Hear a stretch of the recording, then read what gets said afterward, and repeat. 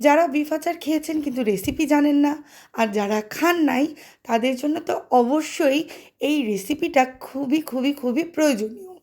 আজকে আমি আপনাদের জন্যে একটা বিফ আচারের রেসিপি নিয়ে এসেছি। একেবারে অথেন্টিক একটি রেসিপি এবং 100% কারেকশন একটি রেসিপি। এই রেসিপিতে যদি আপনি বিফ আচার করে থাকেন তাহলে আপনি টানা 1 বছর রেখে খেতে পারবেন। চেষ্টা করবেন বিফ আচার বানানোর পরে কাচের জারে সংরক্ষণ করতে। এই আচারটা আপনার ফ্রিজে রাখার কোনো প্রয়োজন হবে না, দরকার হবে না কোনো প্রিজারভেটিভ। আমি সিরকার কথা বলছি। হাড় ও চর্বি বাদে আমি এখানে 2 কেজি মাংস নিয়ে নিয়েছি। 2 কেজি মাংসের মধ্যে আমি দিয়ে দিলাম আদা রসুন বাটা 1.5 টেবিল চামচ, জিরা, ধনিয়া এবং হলুদের গুঁড়া 1 চামচ করে।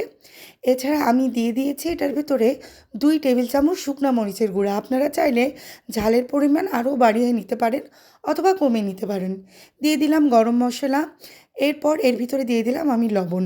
লবণ প্রথমে অল্প করে দেওয়ার চেষ্টা করবেন, পরবর্তীতে দরকার হলে আবার দিবেন। এর সাথে আমি দিয়ে দিলাম 150 গ্রাম সরিষার তেল। বেশ ভালো করে মাখিয়ে আমি এটা আধা ঘন্টা ম্যারিনেট করেছি।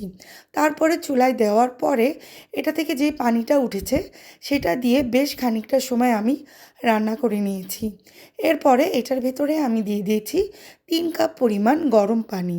গরম পানি দেওয়ার চেষ্টা করবেন, এতে করে মাংসগুলো দেখতে খুব সুন্দর হয়। এরপরে খুব ভালো করে এটা কুক করে সেদ্ধ করে নিয়ে আমি আরেকটা প্যানে আলাদা করে একটা গুঁড়ো মশলা করে নিয়েছি। শুকনা মরিচ এবং পাঁচফোড়ন একসাথে আমি টেলে নিয়েছি।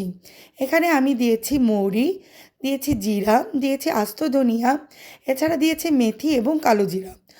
আমি একটু আদা ভাঙা করে এটা গুঁড়া করে নিয়েছি। মাংসটা প্রায় অনেকটা সিদ্ধ হয়ে যাওয়ার পরে আমি এখানে 250 গ্রাম রসুন অ্যাড করেছি। আমি এখানে দেশি রসুন দিয়েছি, আপনি চাইলে এখানে ইন্ডিয়ান রসুন অথবা একোয়া রসুনও অ্যাড করতে পারেন, তবে দেশি রসুনের টেস্ট কিন্তু সবসময়ই আলাদা।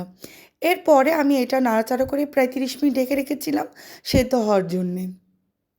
অন্য ফাঁকে আমি এখানে প্রায় 3 কাপ সরিষার তেলের ভেতরে বেশ কিছু শুকনা মরিচ একটু হালকা করে ভেজে নিয়েছি। ভাজা শুকনা মরিচটা যখন সুন্দরভাবে ভাজা হয়ে গেছে, এরপরে আমি সেই রান্না মাংসের ভেতরে সরিষার তেলটা দিয়ে দিয়েছি। ব্যাস খুব ভালো করে নাড়াচাড়া করে ঢাকনা দিয়ে ঢেকে এটা আপনি আরও 15 মিনিট কুক করবেন এবং চেষ্টা করবেন জালটা একেবারে লোতে রাখার। যে গুঁড়া মশলাটা আমি করে রেখেছিলাম সেটার 50% আমি নাড়াচাড়া করার সময় দিয়ে দিলাম এবং বাকিটা আমি নামানোর সময় দিয়ে দিলাম।